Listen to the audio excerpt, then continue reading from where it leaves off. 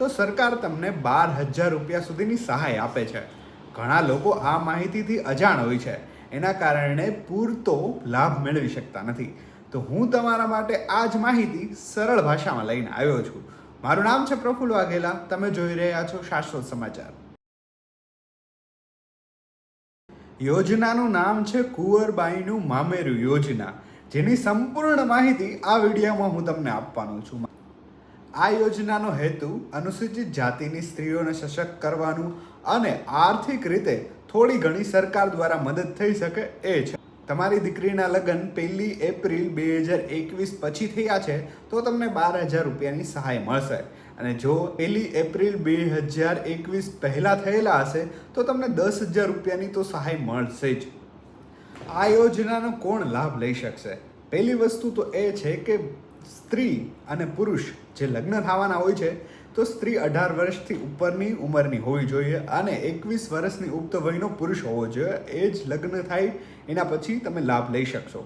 બીજી વસ્તુ એ કે અનુસૂચિત જાતિમાં જે ગર્લ્સ આવે છે એ લોકો લાભ લઈ શકશે. બરોબર. અરજદાર ગુજરાત રાજ્યની જ વ્યક્તિ હોવી જોઈએ અને વધુમાં વધુ ઘરની 2 દીકરીઓ સુધી લાભ મેળવી શકવાના.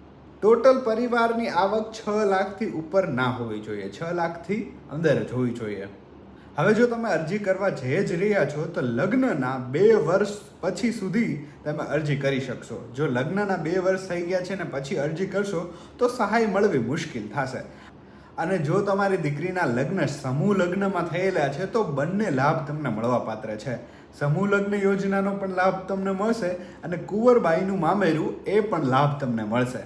હવે આ ફોર્મ તમે ઈ સમાજ કલ્યાણની વેબસાઇટ ઉપર ભરી શકશો. ઓફિશિયલ લિંક હું તમને ડિસ્ક્રિપ્શનમાં આપી દેવાનો છું અને સ્ક્રીન પર પણ આપી દેવાનો છું. અને જો તમને અમારા વિડીયોથી થોડી પણ માહિતી સારી લાગી હોય તો તમે વિડીયોને લાઈક કરો, ચેનલને સબસ્ક્રાઈબ કરો અને તમારા સગા સંબંધીઓને આ વિડીયો શેર કરો, જેથી આ યોજનાનો લાભ વધુમાં વધુ લોકો મેળવી શકે. અને સાથે સાથે અમારી ચેનલને સબસ્ક્રાઈબ કરવાનું ભૂલતા નહીં. અને જો તમને પણ સરકારી યોજના, સબસિડીવાળી લોન વિશે કે પછી સરકારી સબસિડી માહિતી મેળવવી હોય તો આ ચેનલને સબસ્ક્રાઈબ જરૂરથી કરજો.